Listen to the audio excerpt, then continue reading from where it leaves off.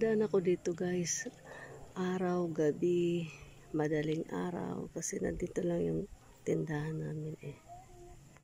Hello guys, good morning guys. Itatanong ko lang sa inyo kung sino may alam na kung sino ang magaling magtaboy ng mga kaluluwang ligaw or maligno or mga taong hindi kaya sa atin, yung pare ba or manggagamot.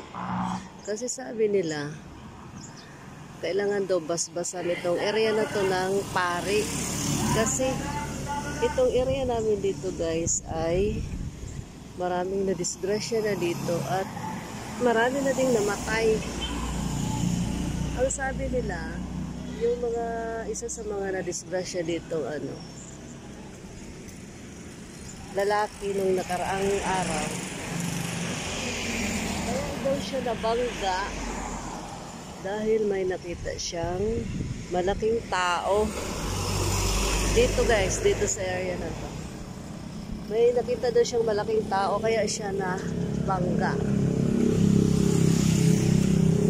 Marami din nagsabi guys na mayroon silang nakikitang tao dito, bata, kaya sila nadidisgrasya. Kaya may nakapagsabi na kailangan daw ang area na to ay basbasan ng pare o di kaya manggagamot daw para umalis yung mga nakatirang dito, mga ligaw na kaluluwa or mga maligno. Kasi hindi na mabilang dito guys yung mga na-aksidente. Dito lang naman kami nakatira guys. Yung tindahan ko ay dito lang po.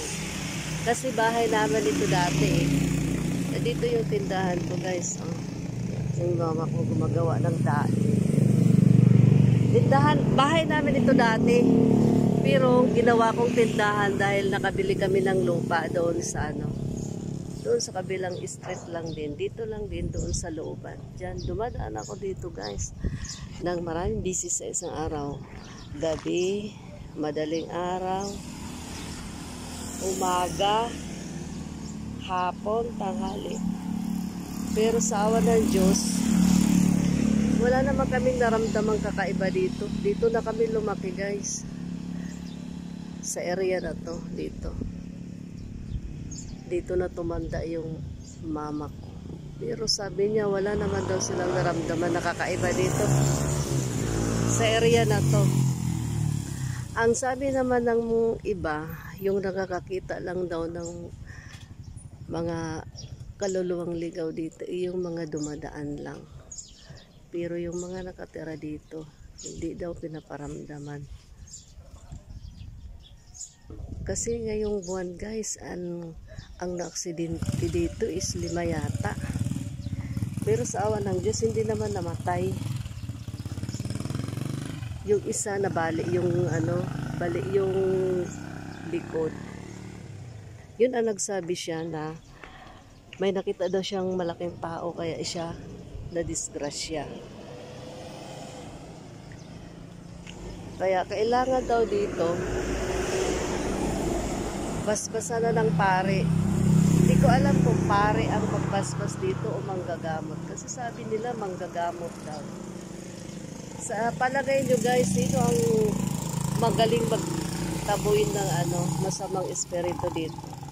Yung pare ba o manggagamot? Yan, dito sa area na to guys. Ayan. Ayan, dito lang yung bahay namin dati. Ginawa kong tindahan. Ngayon, tindahan ko na. Okay, salamat guys sa sasagot.